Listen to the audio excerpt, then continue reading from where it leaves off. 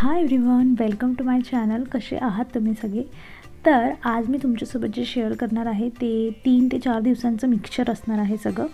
आणि आज आहे वसुबारस. सो आजपासून जे आहे दिवाळीची जी सुरुवात जी असते ती झालेली असते आणि आज आम्ही ठरवतो आहे की आज लाईटिंग लावून घेऊयात.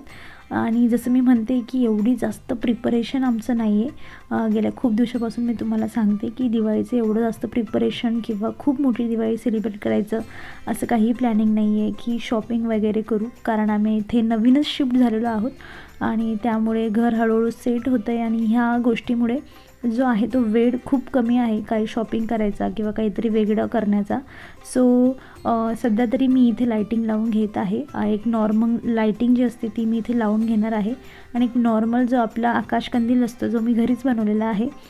जमलंच तर पुढच्या व्हिडिओमध्ये तुमच्यासोबत शेअर करेल मी.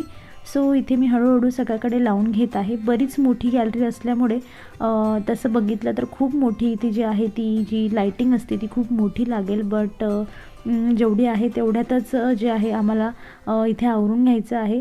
महत्त्वाचं म्हणजे बाजारात जायचं म्हणलं की मी एकटी जाऊ नाही शकत, कारण की कुठेतरी जाणं आणि स्वतःने एकट्याने डिसिजन घेणं आणि काहीतरी घेऊन येणं हे मला नाही आवडत आणि पियाच्या पप्पांना वेळ नाही आहे, ऑफिस त्यांचं चालू आहे त्यामुळे.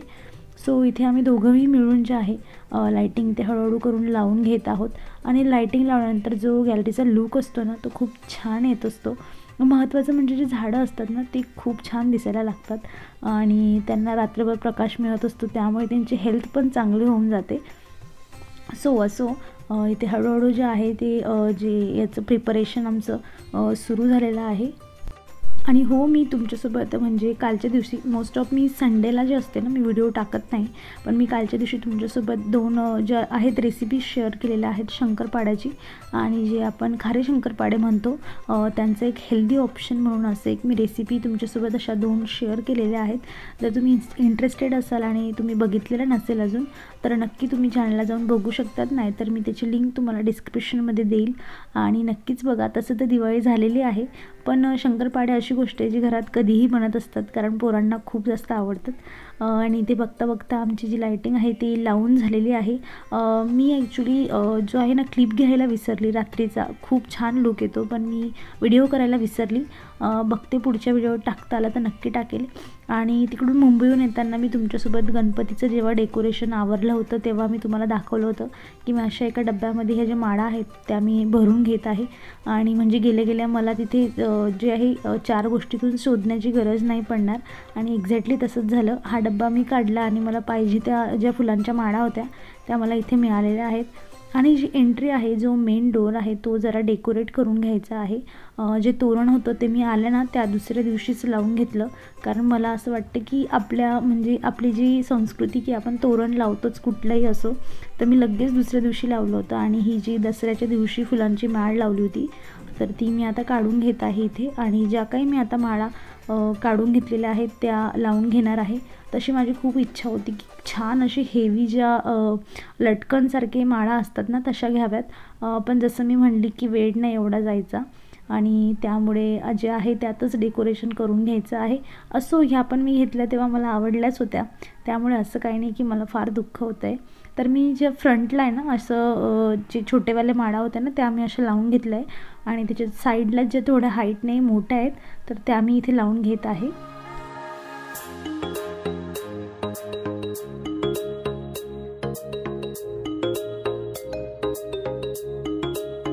आणि इथे माझं असं नॉर्मल असं जे डेकोरेशन आहे एंट्रीचं ते करून झालेलं आहे.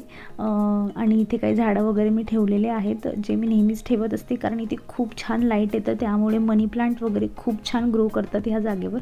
आणि काय झालेलं ना की मागच्या वर्षी आम्ही मुंबईला होतो आणि आम्ही दिवाळीसाठी आम्ही गावी गेलेलो आणि हे जे दिवे होते ना तर मी ते इथेच ठेवून गेलेली होती आणि ते आज मी शोधून काढलेत की आणि त्यांना मी कलर केला होता 2 वर्षापूर्वी आणि ते जसेच्या तसे आहेत. सो यावर्षी माझं ते काम वाचलं आहे. ॲक्च्युली अजून थोडे दिवे घ्यायला पाहिजे होते. बघूयात की मूर्ती वगैरे भरपूर काही घ्यायचं आहे अजून, तर त्यावेळेस भेटलं तर घेऊयात. अदरवाईज इथे काय ना की हवा खूप येते त्यामुळे पुढच्या गॅलरीत जी आहे ना मोठी गॅलरी जी तुम्ही थोड्या वेळापूर्वी बघितली तिथे मला एवढे दिवे लावता येत नाही. कारण सगळे दिवे विझून जातात, फक्त जे आहे फ्रंटला लावता येतात. तर मी ही दिव्यांची जी प्रिपरेशन आहे आताच करून घेत आहे, कारण लक्ष्मी पूजनाच्या दिवशी खूप घाई होत असते आणि म्हणून आधी करून ठेवलं तर मग बरं होतं, नाही तर मग आपल्याच खूप जास्त हाल होत असतात. तर मी सगळे दिवे एका ताटात ठेवून देईन, म्हणजे आयत्या वेळेला जे आहे घाई होणार नाही. आणि ॲक्च्युली काय ना की माझा आता फराळ तर बनवून झालेला आहे, पण मी त्या व्हिडिओमध्ये तुमच्यासोबत जे मी संडेला तुमच्यासोबत शेअर केलेला, त्यात मी जी आहे चिवड्याची रेसिपी तुमच्यासोबत शेअर नाही केली, कारण की इझी आहे, चिवडा आपल्या सगळ्यांच्या घरात होत असतो, त्यामुळे म्हटलं की हा व्लॉगमध्ये शेअर करावं. आणि आज मी चिवडा बनवून घेत आहे. तर नॉर्मल जे बारीक पोहे असतं ना त्याचा मी चिवडा बनवणार आहे, आणि एक नॉर्मल आपला मुरमुऱ्यांचा चिवडा. त्यासाठी जे काही लागत असतं, जसं आपण नॉर्मल गोष्टी घालत असतो त्या सगळ्या गोष्टींची फोडणी फक्त मी त्या पोह्यामध्ये घालून घेणार आहे. आणि पोहे मी आधी इथे भाजून घेतलेलं आहे चांगलं कुरकुरीत होईपर्यंत, आणि मग नंतर हे सगळं फोडणीचं सामान मी त्यामध्ये घालून छान मिक्स करून घेणार आहे.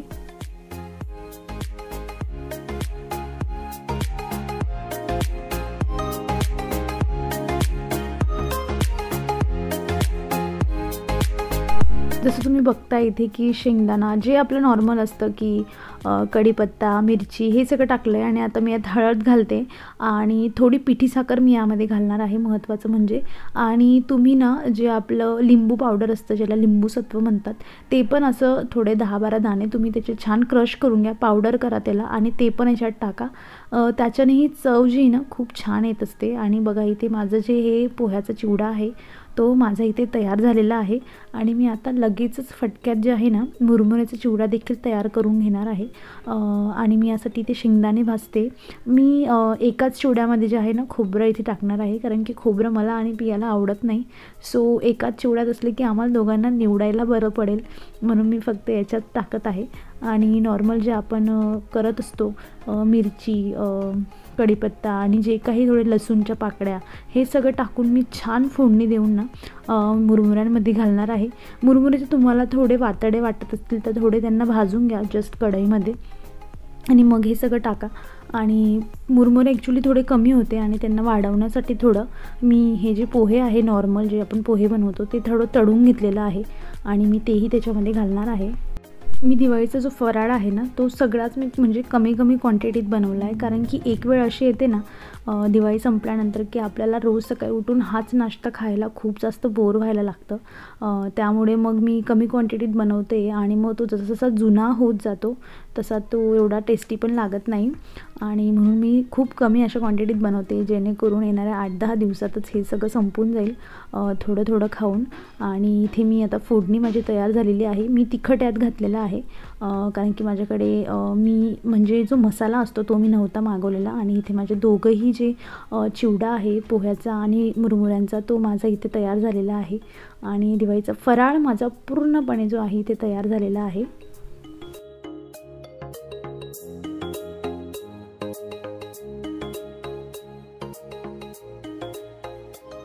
माझी परिस्थिती कशी झाली ना हे तुम्ही याच्यावरून अंदाजा लावू शकतात. मी आयकियाचे जार म्हणजे असे 2-3 जार होते जे मी अजूनही बॉक्समध्ये ठेवलेले होते, आणि एक बॉक्स असा होता जो अजूनही म्हणजे आजच्या दिवसापर्यंत आमच्या बेडरूममध्ये पडून होता.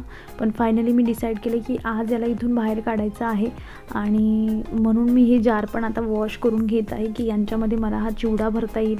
आणि मला माहीत नाही, पण मला असं वाटतं की कुठलीही गोष्ट असो ना की तिला छान अशी भरून ठेवली किंवा डेकोरेट करून ठेवली तर खूप छान वाटतं. खूप काही म्हणजे असे डोक्यात विचार असतात की आपण असं करूयात तसं करूयात, आणि सगळ्या गोष्टी करण्याची हिंमत आपण ठेवली पाहिजे. आणि फ्युचरमध्ये मीही सांगते की मला जे जे मी माझ्या घराबद्दल इमॅजिन केलेलं आहे ते मी सगळं करणार आहे. आणि सोबतच माझं हे जार वगैरे मी वॉश करून ठेवलेले आहे. किचन मी आता क्लीन करून घेणार आहे, आणि जार आता इथे सुकून झालेले आहेत. आणि जसं मी तुम्हाला म्हणलेली की शंकरपाळे आणि जे खारे शंकरपाळे असतात त्यांची रेसिपी तुमच्यासोबत शेअर केली तर नक्की तुम्ही बघा, खूप जास्त टेस्टी बनतात आणि तुम्हाला खूप जास्त आवडणार आहे, त्यामुळे नक्की तुम्ही ट्राय करा. आणि आजचा दिवस आहे लक्ष्मीपूजनाचा, तर मी जसं तुम्हाला म्हणले की मी 3-4 दिवसाचा एकत्र व्हिडिओ बनवणार आहे आणि सकाळी सकाळी इथे पिया आणि तिचे पप्पा दोघंही जे आहेत माळा बनवायला लागलेले आहेत. मेन डोअरसाठी बनवायची, देवघरासाठी बनवायची आणि काही फुलं असणार आहेत जे मी चांगले काढून ठेवते, जे मला लक्ष्मीपूजनासाठी कामात येतील. सो ह्या ज्या गोष्टी आहेत ना छोट्या छोट्या, ह्यात पियाला इन्क्लूड केलं ना की तिलाही सणांचं महत्त्व कळतं आणि तीही एन्जॉय करते. आणि पुढच्या वर्षी ती याच्या कशासाठी, ते कशासाठी हे विचारणार नाही, म्हणून प्रत्येक गोष्टीत मी तिला इन्क्लूड करत असते.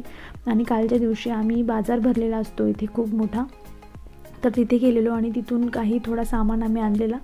लक्ष्मीची मूर्ती आणलेली आणि हीच मूर्ती मी व्यवस्थित जपून ठेवणार आहे, म्हणजे मला पुढच्या वर्षी हीच कामात येईल.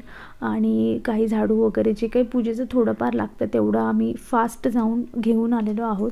आणि आता पूजेची तर पूर्णपणे तयारी झालेली आहे. आणि आजचा शेवटचा दिवस आहे दिवाळीचा, म्हणजे शेवटचा नाही पण दिवाळीचा महत्त्वाचा दिवस आहे. आणि हे काही मी असे छोटे छोटे घडे आणले ज्यात धान्य भरून मला ठेवता येईल. आणि मागच्या वर्षी माझ्याकडे म्हणजे 2 वर्षापूर्वी होते, पण इथून न्यायच्या हिशोबाने मी नेलेच नव्हते आणि ते सगळे खराब झालेले. तर ह्या वर्षी नवीन आणलेले आणि किती क्यूट गोष्टी असतात. ह्या गोष्टी फक्त अशा वेळीच घरी येत असतात. आणि फायनली ही माझी रांगोळी, आणि मी खूप मोठी रांगोळी काढली आहे. आमचे म्हणजे नेबर आहेत आमच्या साईडचेच, तर त्यांनी आणि आम्ही दोघांनी मिळून अशी रांगोळी काढली आहे. त्यांना एवढं जमत नाही, पण जे मोठे जे कलर भरायचे असतात तेवढे कामं त्यांनी केलेले आहेत. आणि फायनली खूप सुंदर अशी रांगोळी बनलेली आहे. आणि याच्या पुढचं जे पण मी तुम्हाला दाखवणार आहे ते सगळं लक्ष्मीपूजनाच्या दिवशीचं आहे. तर मी अपेक्षा करते की तुम्हाला माझा आजचा व्हिडिओ आवडलेला असेल. आणि जर हो आवडला आहे तर नक्की या व्हिडिओला लाईक करा, तुमच्या मित्रमैत्रिणींसोबत शेअर करा. असेच व्हिडिओ पाहत राहण्यासाठी तुम्हाला माझ्या चॅनलला सबस्क्राईब करावं लागेल, त्यामुळे न विसरता सबस्क्राईब करा, बेल आयकॉनला क्लिक करा, म्हणजे माझा पुढचा येणारा व्हिडिओ तुम्हाला न विसरता न चुकता तुम्ही बघू शकणार. आणि चला तर मग भेटूया आपण पुढच्या व्हिडिओमध्ये. तोवर तुम्ही हा व्हिडिओ शेवटपर्यंत एन्जॉय करा. मी माझ्या काही क्लिप्स तुमच्यासोबत शेअर केलेल्या आहेत, ज्या तुम्हाला आवडतील तर मला नक्की कमेंटमधून सांगा. तर फ्रेंड्स, स्वतःची काळजी घ्या. आपण भेटूयात पुढच्या व्हिडिओमध्ये. तोवर टेक केअर अँड बाय.